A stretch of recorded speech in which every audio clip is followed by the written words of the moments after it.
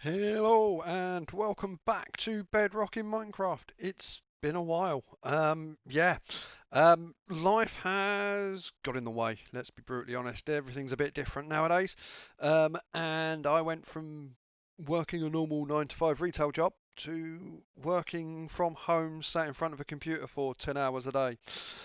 And after 10 hours of sat in front of a computer, the last thing I really wanted to do was spend more time sat in front of a computer. So I've not really been on the server much, hence why there's not been many videos. However, life has got somewhat back to normal. I am now back at work, which means I'm not spending 10 hours a day sat in front of a computer anymore, which means I get to come and enjoy some Minecraft. So, you see us here in the shopping district in front of the creeper. That's my creeper, which is my gunpowder farm, but gunpowder shop, should I say. Uh, we're going to have a quick wander around. So yeah, we're gonna have a quick wander around. Just take a look at the sights of the shopping district because it's been a while since we've been here. I apologise if I miss people's buildings. Obviously we've got stuff like mine and Giraffe's Guardian shop, mine and Xcone's rocket shop. Um, and you got Simba's shulker box shop. Got some really cool buildings, obviously. But this is why we're here today. So, obviously, we've got our mailboxes, and we needed a bounty building because we don't have one yet. So, Sabre decided that the best place to put a bounty building would be on an airship. So, me and Giraffe designed the airship, well, they designed the balloon for it anyway. Giraffe then built it on the server, I didn't. We are then working on the gondola. Um, but you needed somewhere to dock it. And someone came up with the genius idea of docking it on a volcano. So Saber and Simba built a massive volcano. And I needed somewhere to put a public smelter because we don't really have a public smelter. A lot of people used my smelter last season. Um, and that was pretty good.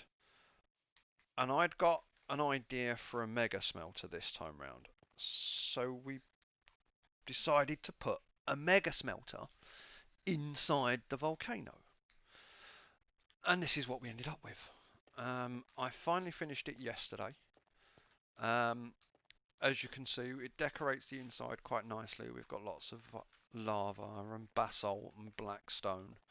I do like the way shroom lights do work for replacement lava that you don't die on. And if we come up to the top, you can see we've got large lava pools and everything else. So it served a purpose of finishing the internals of the volcano quite nicely.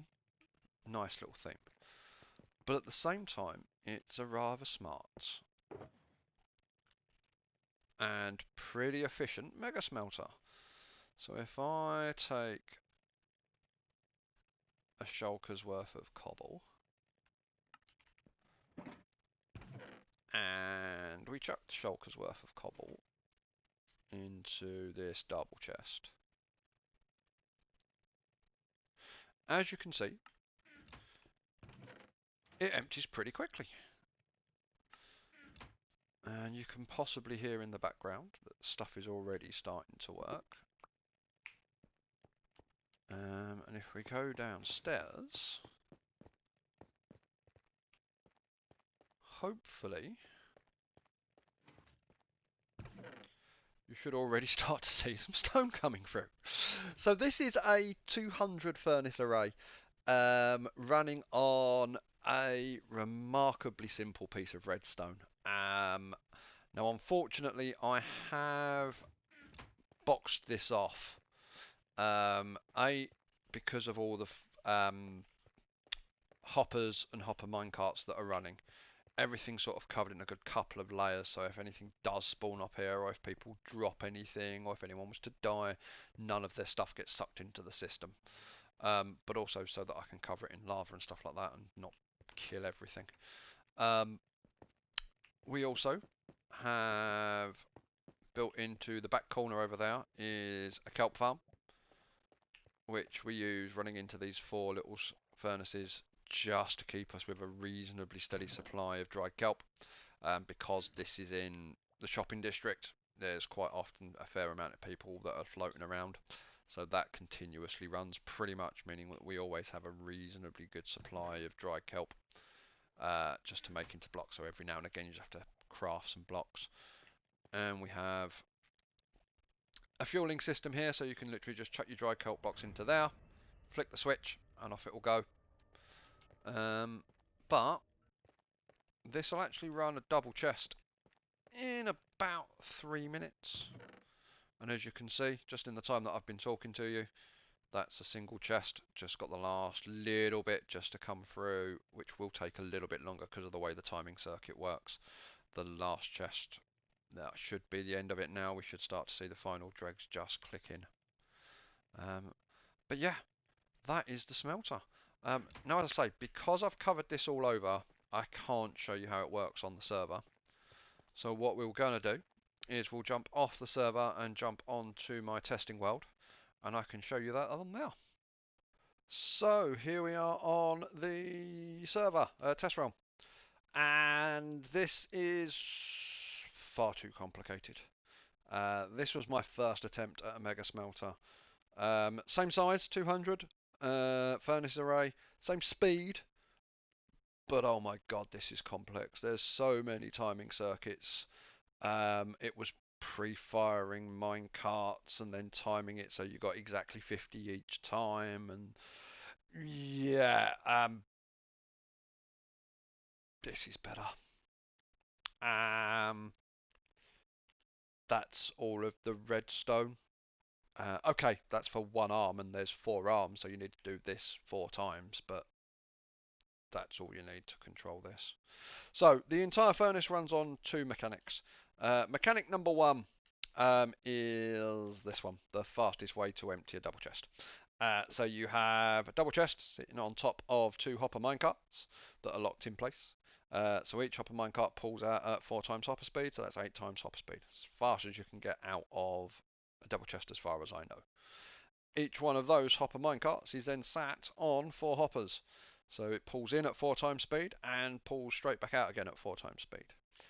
2 of those hoppers for each side then go into one of the arms. So you've got 8 speed coming out, 2 speed going into each of the 4 arms. So that then fills this chest, which gets pulled out at the hopper minecart. The only thing you need to do is we pull a comparator out from that hopper minecart. Once that hits 3 signal strength, it then releases the gate, and that just so happens to be 51 items. So it's not perfectly optimized, it's 1 item over, but that's 1 item, and over the course of, that item never goes to waste because it's still there, because it can only drop 50 items off. So it's, it's a fraction slower than it possibly could be, but to keep the redstone this simple, that's worth it in my eyes. That trade-off is absolutely worth it. And as a wise man once said, keep it simple. This section here, this little circuit just here, literally just controls the last run. Because obviously, if you've got, say, I don't know, 220 items going into each chest, let's just say, the first 51 will come out, the second 50 will come out, the third 50 will come out, the fourth 50, and then there'll only be 20 items in there. Well, that will never, using this system here, this little circuit here, get released until you put the next batch into smelt, and you don't really want items left over. So all this little timing circuit does is the second you get any item in that hopper minecart, this redstone here will power this sticky piston, which starts the clock. If the minecart doesn't get pushed out because it gets full enough to send it off, the time when second this hopper empties because of the circuit, this comparator will then turn off, which will then light the block, which will then also release it. So the last little dregs always get kicked out as well. Yeah, this little circuit's brilliant. Um, I don't think I've seen a smelter of this size with redstone that's this compact and this simple, and it's really clever as far as I know. And then for collection, I'm just running a hopper collection system because it's just 2 times hopper speed, so we can just run a 2 times hopper speed. They'll come all the way in here just so that it's to hand. It sits into a single chest, but on the main one, it comes into, so you bring all 8 hopper lines, all 4 hopper lines in, 8 hoppers into the chest, 2 at the top, 6 around the bottom, which will bring all your hoppers in. So yeah, that's all that there is to it. Um, really simple redstone for such a big smelter. Just goes to show that not all mega smelters need to be complicated beasts. Okay, it's not the smartest system. You know, we're not running shulker sorters, and there's, you can't load it directly with shulkers, because if you do, then your shulker would end up inside the hopper minecart when you came to remove it and everything else. So, I can't run it with a shulker unloader. You could, in theory, remove the chest and just put shulkers into the bottom of it so that it could collect to shulkers. But this is going on its public server. It's a public smelter. It's not my own personal smelter. It's for anyone to use. So yeah, we'll keep it nice and simple. Does its job and just brute force it through with 200 furnaces. So that was the workings of it. Yeah, I think, even if I do have to say so myself, I'm pretty impressed with how simple that control mechanism for such a large furnace is. Um, so it's only a short one, first one back, but I was happy that I'd finally got the furnace system finished, operational.